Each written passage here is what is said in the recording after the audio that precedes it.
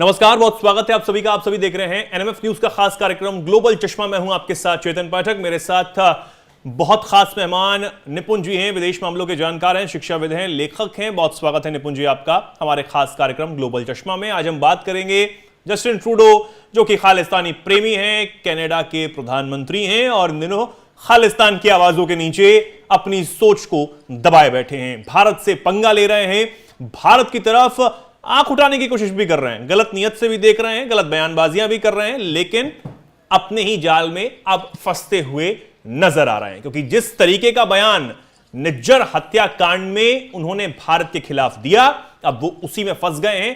पहले कह रहे थे कि भारत जांच में सहयोग नहीं कर रहा, अब हमारे पास पूरा जो ब्यौरा है वो है, सारे सबूत हैं। फिर कहा कि हमारे पास सबूत नहीं है, इनपुट के आधार पर यह बात कही गई थी और हमने कोई भारत को सबूत दिया ही नहीं। ठीक है, जो भी चीजें चल रही थी, लेकिन अभी का अपडेट क्या है, क्या डेवलपमेंट्स हुई हैं, इस पर हम बात करने वाले हैं। और यह भी कि अब जस्टिन ट्रूडो के साथी सांसद ही उनको हटाने की मांग कहीं ना कहीं अब करने लगे हैं। निपुण जी, क्या चल रहा है अभी? देखिए चेतन जी, ये बात है, जस्टिन ट्रूडो जो है अब माइनॉरिटी की सरकार चला रहे हैं, अल्पमत की सरकार है। देखिए, अगर हम कनाडा की पार्लियामेंट को देखते हैं तो कनाडा की पार्लियामेंट के दो हाउस हैं, upper house and lower house. Lower house की जो सीट है वो 338 है और 338 में जिसके पास मेजोरिटी होगी वो क्या करेगा, गवर्नमेंट में रहेगा। और उसके लिए आपको कितनी सीटें चाहिए? आपको चाहिए 170, यानी कि 338 में अगर 170 आपके पास हैं, यानी कि 169 प्लस, तो 170 आप पावर में रहेंगे। वहां पर आप देखें, कनाडा में 4 मेन पॉलिटिकल पार्टीज हैं, जिसमें जो पावर में रहती है वो 2 पॉलिटिकल पार्टीज हैं। एक तो आपका कंजर्वेटिव पार्टी और दूसरा आपका लिबरल पार्टी। अभी प्रेजेंट में जो लिबरल की बात करते हैं तो लिबरल के पास 153 सीटें हैं और कंजर्वेटिव पार्टी की बात करें तो उसके पास में 119 है। इसके बाद बचती आपकी 2 पार्टी हैं। ये जो 2 पार्टी हैं, ये जिसको समर्थन दे देती हैं वो सरकार में आ जाता है। इस प्रकार का एक अलायंस गवर्नमेंट वहां पे चलती है। 2 पार्टी कौन कौन सी हैं? एक तो है न्यू डेमोक्रेट पार्टी, जिसके पास 25 सीटें हैं और इसके जो लीडर है वो जगमीत अली है। पहले निज्जर भी इसी के लीडर हुआ करते थे। और दूसरी पार्टी जो है वो आपका ब्लॉक क्यूबेक क्राइस, और जो क्यूबेक क्राइस है इसके पास प्रेजेंट में 33 सीटें हैं, 33 सीटें हैं। अभी तक क्या था कि जो लिबरल पार्टी थी इसके पास 153 सीटें थी और समर्थन इसको दे रखा था न्यू डेमोक्रेट पार्टी के द्वारा, यानी कि जगमीत की 25 सीटों के कारण। तो 153 प्लस 25 ये आंकड़ा बैठ जाता था आपका 178, यानी कि जो आपको मेजोरिटी चाहिए, जो बहुमत चाहिए, उससे 9 नंबर ज्यादा। उसने क्या किया, समर्थन वापस लेने की जब धमकी दी जस्टिन ट्रूडो को, तो जस्टिन ट्रूडो ने ये मामला उठाना शुरू कर दिया कि खालिस्तान चलाना शुरू कर दिया, ताकि जो न्यू डेमोक्रेट पार्टी जो है वो क्या ले ले, आपका समर्थन देती रहे और 1 साल का जो चुनाव का जो दौर बचा हुआ है उस दौर में आपको क्या मिले, समर्थन मिले, आप 1 साल तक सरकार और चला लें। 1 साल तक सरकार चलाना क्यों जरूरी था? जस्टिन ट्रूडो की जो लोकप्रियता है लगातार कनाडा में गिर रही है। आप जनता को छोड़ दीजिए, इवन लिबरल पार्टी के अंदर भी, जब लिबरल पार्टी के अंदर वहां की एजेंसी के द्वारा जो मतदाता है लिबरल पार्टी के, जैसे कहते हैं ना कि बीजेपी के एक कोर वोटर है, कांग्रेस के एक कोर वोटर हैं, उनके बीच में पूछा गया कि जस्टिन ट्रूडो को क्या हमारा नेता मानेंगे, तो मात्र 30% लोगों ने कहा हम एग्री करते हैं कि वही होने चाहिए। यानी कि 70% डिसलाइकिंग करते हैं लिबरल पार्टी के अंदर। कंजर्वेटिव तो करेंगे ही नहीं करेंगे, तो लिबरल पार्टी के अंदर ही। और अभी घटना क्या हुई है? घटना ये हुई है कि इन्हीं के पार्टी के 153 में से तकरीबन मुझे यहाँ तक याद आ 26 या 24 सांसद हैं, जिन्होंने कहा है कि हम 28 अक्टूबर तक का समय देते हैं, जस्टिन ट्रूडो जो है लिबरल पार्टी की जो लीडरशिप लेके चल रहे हैं उसको छोड़ दें। आप सोचेंगे कि अभी तक तो ये बोले नहीं थे लिबरल पार्टी वाले, अभी क्यों ऐसा बोलना शुरू कर दिया? और बात ये है कि जो खालिस्तान का मामला है, देखिए थोड़ा सा मैं इसको बड़ा सा हल्का सा इसको बिग कैनवास से बताऊंगा ताकि आपके दर्शकों को चेतन समझ मामला है। देखिए, जो खालिस्तान का जो मुद्दा बनाया गया है ये कनाडा की पॉलिटिक्स में बनाया हुआ मामला है। और ये केवल ये नहीं कि आपका केवल लिबरल ही आपका खालिस्तानियों का सपोर्ट कर लेते हैं, वहां पर कंजर्वेटिव भी आपका खालिस्तानियों का सपोर्ट देते हैं, यानी कि वहां पर जो खालिस्तान लीडरों का सपोर्ट देते हैं। इसका मैं एक आपको उदाहरण देता हूँ। उदाहरण ये है, एक कनिष्का हमारी फ्लाइट थी, उसको ब्लास्ट किया गया था। उसकी जो जांच थी कंजर्वेटिव पार्टी होते हुए भी 25 साल तक चलती रही, और 25 साल बाद भी अब देखें तो कोई नतीजा नहीं निकला। जिनके नाम हमने कहे थे वो वहां पर आज भी खुले घूम रहे हैं, कुछ की डेथ हो गई, पुराना मामला हो गया, और कुछ आज वहां पर फ्री घूम रहे हैं। तो ऐसा नहीं है कि लिबरल पार्टी ही खालिस्तान मूवमेंट को आगे बढ़ाने का प्रयास कर रही है या कंजर्वेटिव बढ़ाने का प्रयास कर रही है, दोनों का नजरिया सेम है।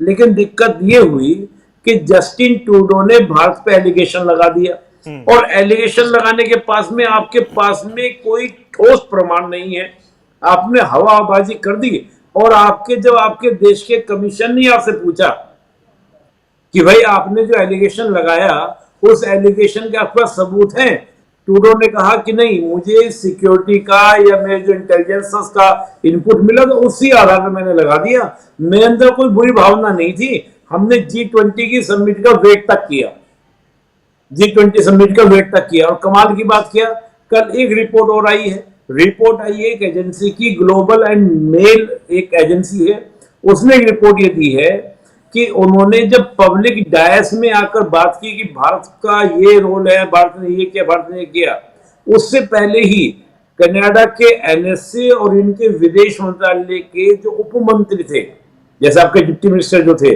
उन दोनों ने वॉशिंगटन पोस्ट को पूरा डॉक्यूमेंट पहले ही लीक कर दिया था। और कौन लीक कर रहा है? एनएसए लीक कर रहा है, और साथ में आपका उप मंत्री लीक कर रहा है, इनके डिप्टी मिनिस्टर लीक कर रहा है। इसके बाद और हाई तो हो गई कनाडा के अंदर कि यार, यानी कि तुमने सबूत भी तुम्हारे पास नहीं थे, तुमने अपनी पॉलिटिक्स को बचाने के लिए कनाडा की इमेज खराब कर दी है कि कनाडा जानबूझकर भारत के खिलाफ क्या पंगे ले रहा है, भारत के खिलाफ झूठे सच्चे आरोप लगा रहा है, एलिगेशन लगा रहा है। तो इससे एक इमेज बिल्डअप किया, जो इमेज होती है वो डैमेज होती है। तो सी बात, अमेरिका सपोर्ट कर रहा था ट्रूडो को। और देखिए, इस बात समझिएगा, चाहे ट्रूडो वर्जेंट में ट्रूडो हो, जस्टिन ट्रूडो हो, या इनके फादर हो, या कंजर्वेटिव पार्टी हो, अमेरिका के इशारे पर ही कनाडा काम करता है। रीजन जैसे हम बात करें तो अमेरिका ने कहा कि भारत के साथ इश्यू बनाइए, उठाइए, हम इसको आपको हवा देंगे। लेकिन जब मामला उल्टा पड़ा तो अमेरिका तो वो देश है, अमेरिका को कोई मतलब नहीं है, ना तो पुन्नू से मतलब है, ना जगमीत से मतलब है, ट्रूडो से मतलब है, मतलब निकल गया, जानते नहीं। इस तरह की अमेरिका की स्थिति होती है। अब जब ट्रूडो इस बात को जस्टिफाई नहीं कर पाए कि मेरे पास सबूत है, फिर ग्लोबल एंड मेल एजेंसी ने इस बार की रिपोर्ट दे दी, ऊपर से कमीशन सामने ट्रूडो बता नहीं पा रहे, कुछ बोल नहीं पा रहे हैं। आप उनके चेहरे के एक्सप्रेशन देख सकते हैं कि आप उनको बात करते देखेंगे तो कोई मतलब एक हवाई उड़ी हुई जगह पर कोई डॉक्यूमेंट नहीं, कोशिश कर रहे हैं कि मैं कन्विंस कर लूं, लेकिन नहीं हो पा रहे, बातों को बता नहीं पा रहे। तो अमेरिका को लगा कि ये बात ओपनली हो गई सामने, तो हम इनसे पीछे झाड़ लेते हैं।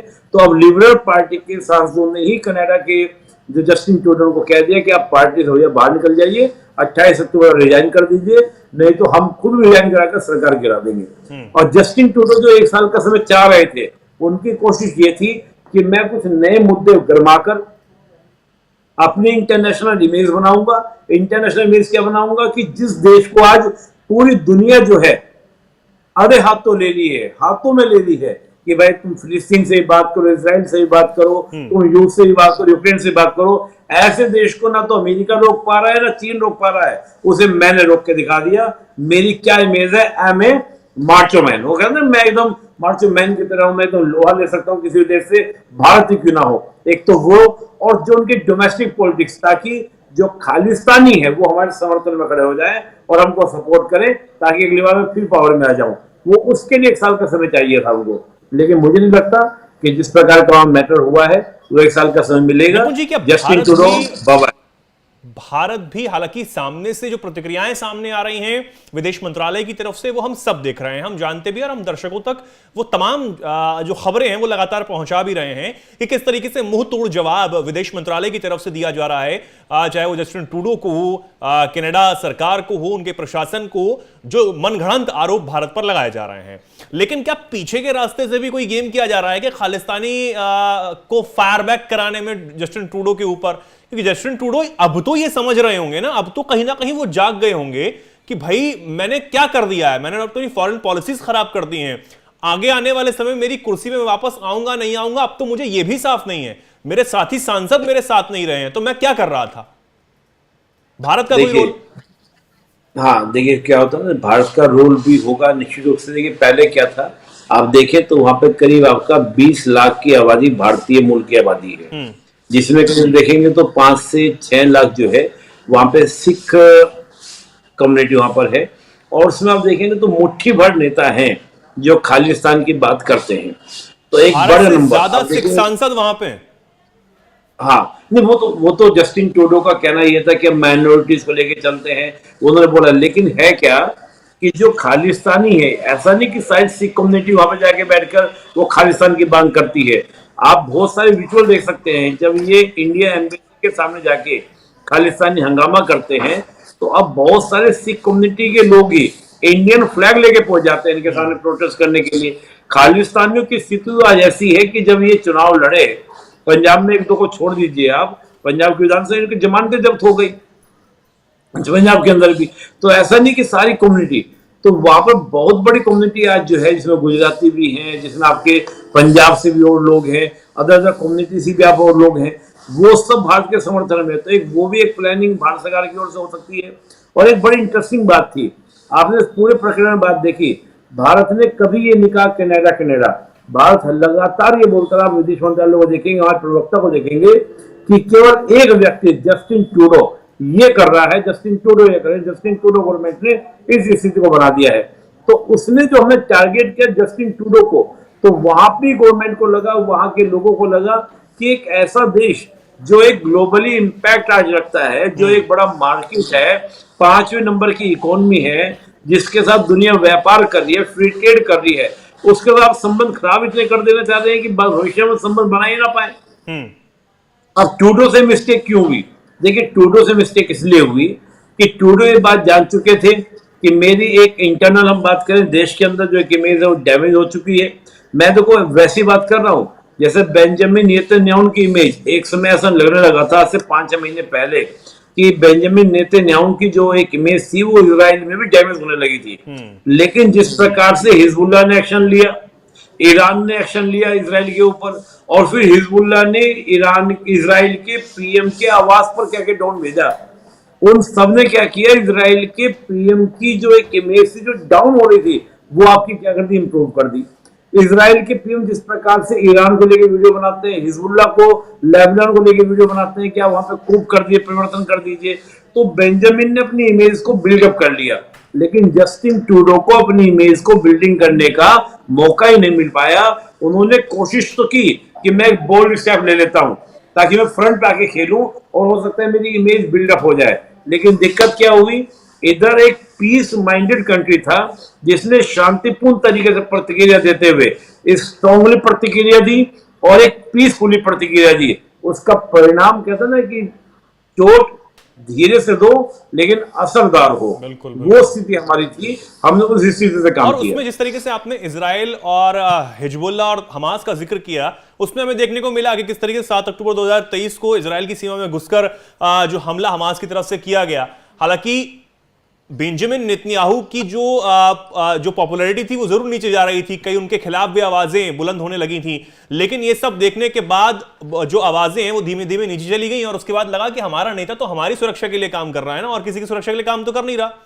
और उसके बाद जब हम इधर देखते हैं तो जस्टिन ट्रूडो सिर्फ अपने फायदे के लिए, अपनी कुर्सी बचाने के लिए सबको दरकिनार कर वो ये कहना चाहते हैं कि मैं खालिस्तानियों की बात मानता हूं। अब ये तो हम कह नहीं रहे, जिस तरीके से आपने बिल्कुल सही कहा कि भारत तो सिर्फ जस्टिन ट्रूडो को टारगेट कर रहा है ना, कि आप समर्थन कर रहे हैं। हमने सबको कहीं किसी को भी नहीं लपेटा, किसी को भी नहीं छुआ। यही बात है कि कनाडा में कोई और तो कितने ही लोग हैं जो खालिस्तान का समर्थन कर रहे हैं या खालिस्तान की जो है बात मान रहे हैं, जस्टिन ट्रूडो जैसे कुछ और लोग हैं बस। तो यहां ये दोनों में फर्क हो जाता है। जी कुछ कह रहे हैं? मैं बस ये कह रहा था कि देखिए जैसे बेंजामिन नेतन्याहू की मैं बात करता हूँ, 7 अक्टूबर को अटैक हुआ, 8 अक्टूबर को इजराइल की ओर से एक्शन लिया गया।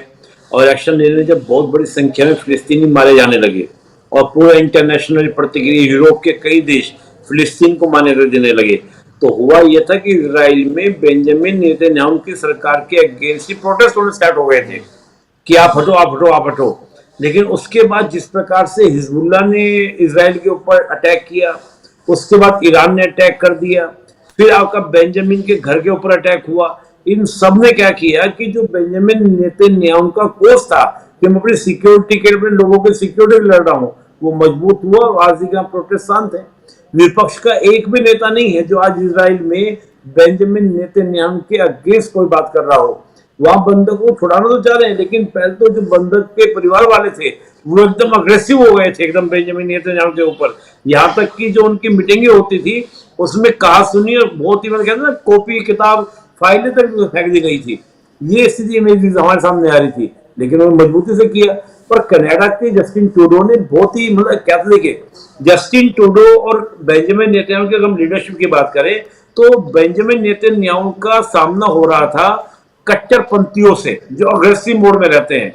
यहां जस्टिन ट्रूडो का सामना हुआ एक पीसफुली डिप्लोमेटिक लोगों से। हम डिप्लोमेसी खेलते हैं। हमने नपी तुली भाषा में जवाब दिया कि कनाडा से नहीं, हमें जस्टिन ट्रूडो से दिक्कत है। अकेला ये व्यक्ति, में वो कोटेशन मुझे याद नहीं आ रही जो हमारे विदेश मंत्रालय ने यूज की थी कि केवल जस्टिन ट्रूडो, ओनली, ये वर्ड तक यूज किया था कि ओनली जस्टिन ट्रूडो। बिल्कुल बिल्कुल। और जिस तरीके से हमने जवाब दिया, बिल्कुल जिस तरीके से हमने जवाब दिया वो साफ झलकता है कि हम नपी तुली भाषा में कैसा जवाब देना जानते हैं तो सामने वाले के मुंह पर करारा तमाचा होगा जो भारत की अस्मिता के साथ खिलवाड़ करने की जरा सी भी सोचता है या फिर जरूरत करता है। जस्टिन ट्रूडो ने जो हिमाकत की है उसका मुंहतोड़ जवाब तो विदेश मंत्रालय ने दिया ही है। आने वाले समय में जिस तरीके से उनकी जनता या फिर उनके ही सांसद उनके खिलाफ बगावती सुर अब अपना रहे हैं और कहा यह जा रहा है कि जल्द ही जस्टिन ट्रूडो अपनी कुर्सी से भी हाथ धो बैठेंगे, जिसका मोह जस्टिन ट्रूडो को इस हद तक ले आया कि भारत जैसे देश के साथ वो अब एक तरीके से गलत बयानबाजी करते हैं और गलत नियत से गलत आवाज ऐसे लोगों के साथ देकर देते हैं जो भारत से ही भागे हुए हैं, भारत के भगौड़े हैं और भारत को ही आंख दिखाते हैं, भारत के खिलाफ बोलते हैं। ये जस्टिन ट्रूडो की जो है वो असलियत है, अब उनके लोगों को समझ आ रही है। ठीक है, बहुत बहुत धन्यवाद निपुण जी आपका हमारे साथ जुड़ने के लिए और ये तमाम इस पर जानकारी में देने के लिए कि क्या कुछ इस पूरे मामले पर चल रहा है। उम्मीद है हमारे दर्शकों को ये सारी जो जानकारी है पसंद आई होगी, समझ आई होगी और ऐसी तमाम जानकारियों के लिए, ऐसी तमाम खबरों के लिए आप भी जुड़े रहिए एनएमएफ न्यूज के साथ। नमस्कार।